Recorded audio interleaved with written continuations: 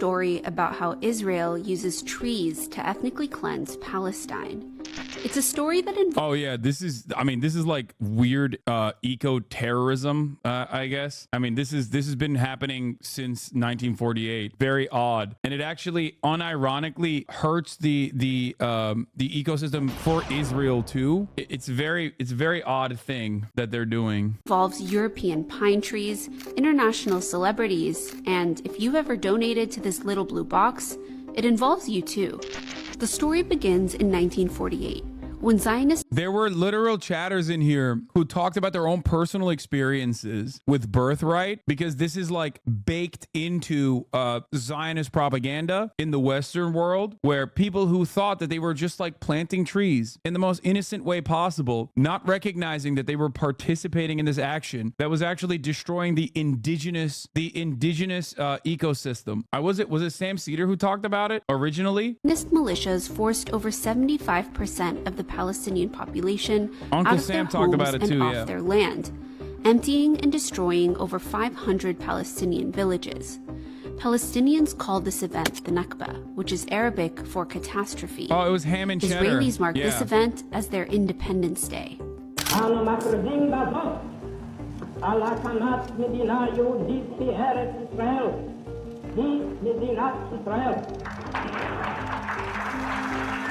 Shortly after the State of Israel was created, the state seized and illegally annexed over 240,000 acres of land and property that was classified as abandoned after its Palestinian owners were forced out and barred from returning.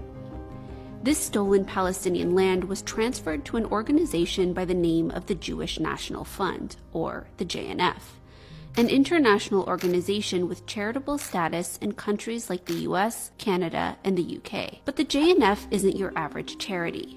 Established in 1901, the JNF has played a key role in the colonization of Palestine, in its early days collecting money for the Zionist movement to buy up Palestinian land for European Jewish colonists, with a mandate to redeem land in Palestine for the purpose of settling Jews. Part of the way the JNF raised money to buy land in Palestine was through these blue tin boxes.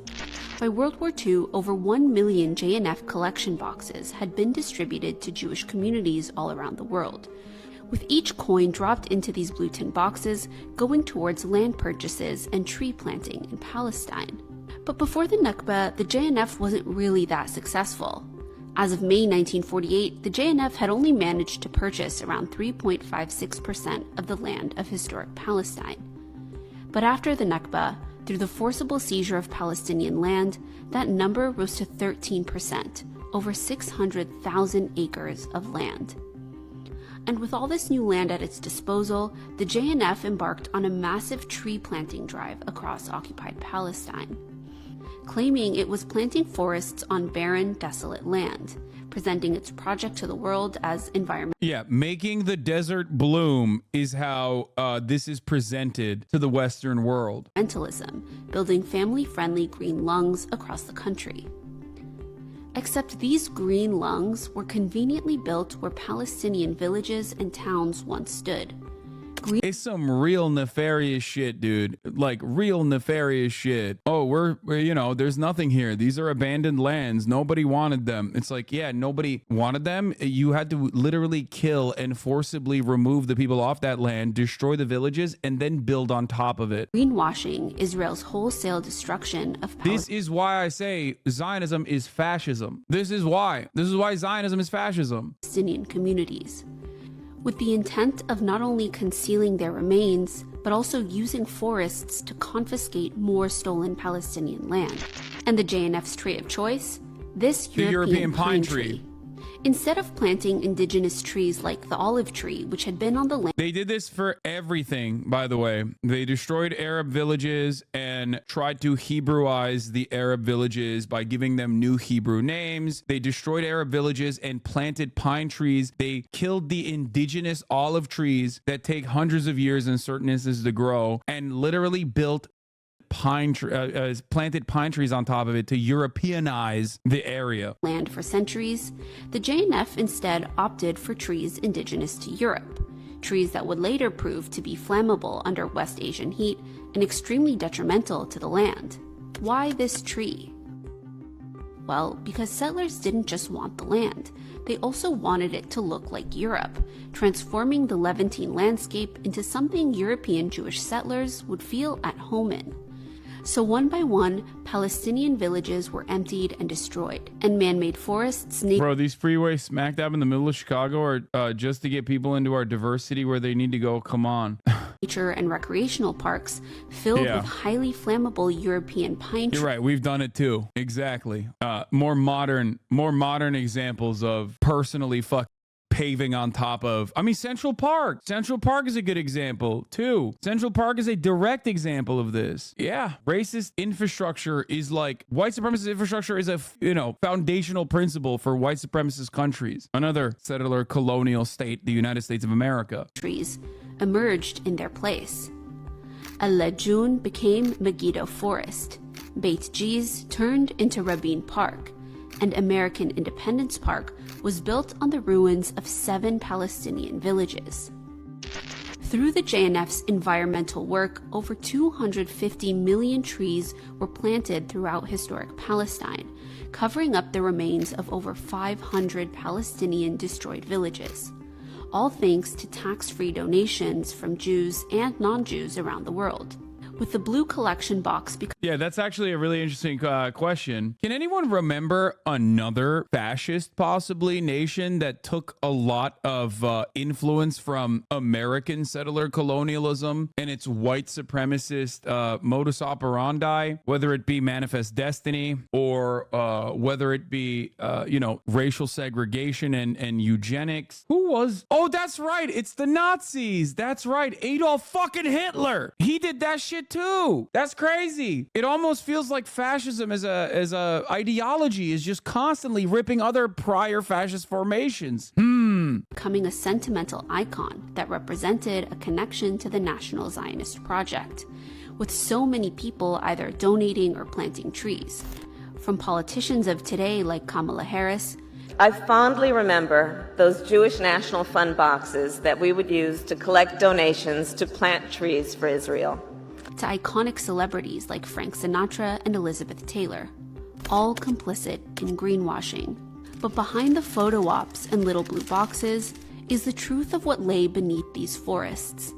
Today, more than 2/3 of all JNF parks are built on destroyed Palestinian villages. That's 46 out of 68 national parks. The JNF... I feel like such a fucking idiot. I grew up hearing about how us Jews care so much about planting trees in the environment. I mean, listen, you're not... It's fine. It's like, how are you supposed to... No, it's about learning. This entire process since 1901 is specifically designed to dupe you and others. Like there is no reason to keep feeling bad for being duped about this in the past. Like just move on. It is a very nefarious and very successful marketing campaign. I find that to be a waste of time to be like genuinely upset about who you were in the past and what you believed in the past. As long as you have recognized that it's wrong and you know the truth, then, you just move on and you spread that truth to others around you to do your very best. JNF continues to operate in countries around the world using tax-free donations to not only cover up the crimes of the past, but to steal more and more Palestinian land today, in places like the Naqab Desert, where the JNF is working now with the state of Israel to use forestation or the process of planting trees to evict Palestinian Bedouins from their lands and replace... You weren't completely thrown when you learned about the Armenian genocide when you were young? Not necessarily. It always smelled fishy. And also, the Armenian genocide is recognized. This is way more nefarious than that. The Armenian genocide is not recognized as a genocide, but still like death and destruction upon the Armenian population is recognized. It's just in the Turkish propaganda side of it, they say it was a necessary violence because the Armenians were collaborating in the villages with the Russians during World War I and like killing, killing children and yada, yada, yada. So for that reason, it was just like, if you literally look at it, if you look at it with a little bit of skepticism, with a healthy curiosity, you can kind of parse through that propaganda. Same with pogroms against Kurdish people. Yeah, the Turks say the same about Azazas being massacred in Dersim. Yeah, you're like, okay, so there were killings, but you're saying it was justified? That feels a little weird. What's that about? What's that seems odd.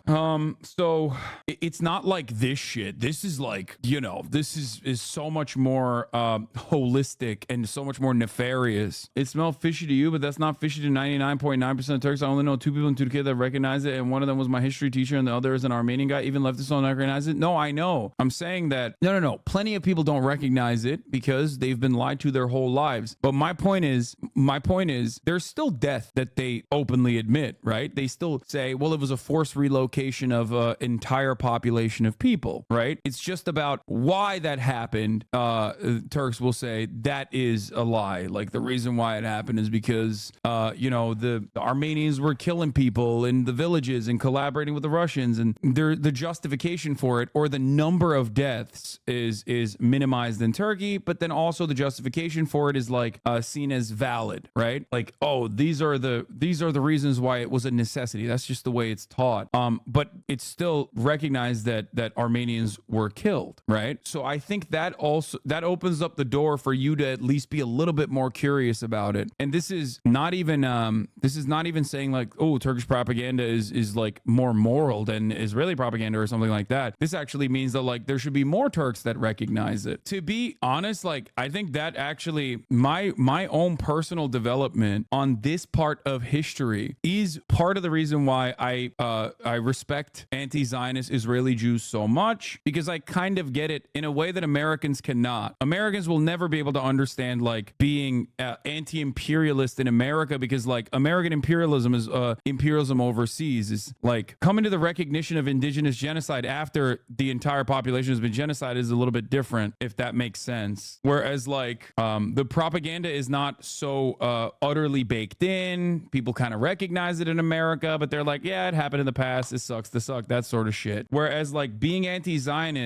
anti-Zionist Jew in Israel right now is akin to in many different ways, like openly recognizing the Armenian genocide and many other pogroms against like other ethnic minorities in Turkey in a sea of ultra nationalism running amok. So I get it. I know what you are, going through in that regard. Them with Jewish settlers, all under the guise of making the desert bloom.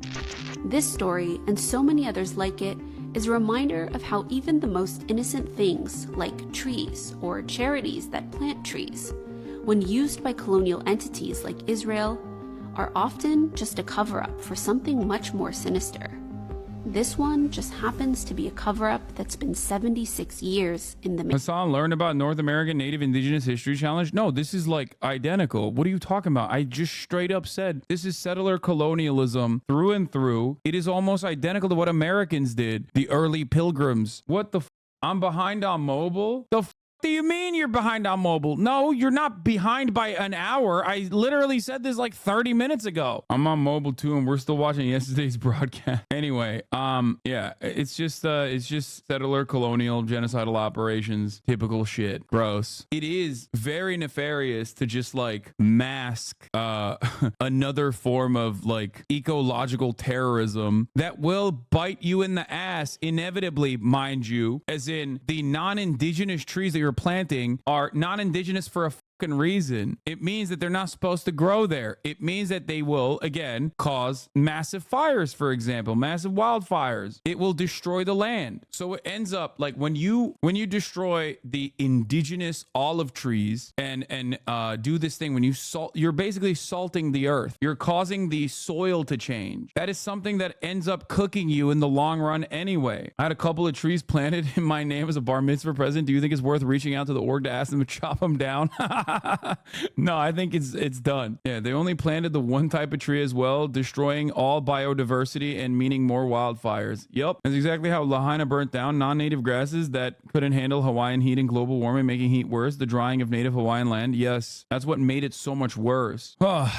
Now, having said all of this, as you know about the Zionist project, you know about the fascism, you know about what the going on. You know about the fact that the International Criminal Court is looking to set up an arrest warrant for Benjamin Netanyahu. What is the American government doing? Oh, that's right. The American House of Representatives today, or yesterday rather, put forward a sanctions package for the new prosecutor, Karim Khan. We had a sanctions package for the previous prosecutor, Bensouda, if you recall, for the same exact reason, mind you, daring to criticize Israel, daring to prosecute Israel for its many war crimes. Unacceptable, of course. Just to understand what side of history we're on the wrong side. We're on the bad side. We're on the bad side of history. Now, when people say history won't look it won't look kindly upon the American population, that only means if Israel and the American government falls at the end of the day. Only then will we correctly and accurately describe the historical events that are unfolding in front of your eyes. Because otherwise, it'll be just like the Armenian genocide and the way that it's mentioned in Turkey, or the indigenous genocide both in Australia,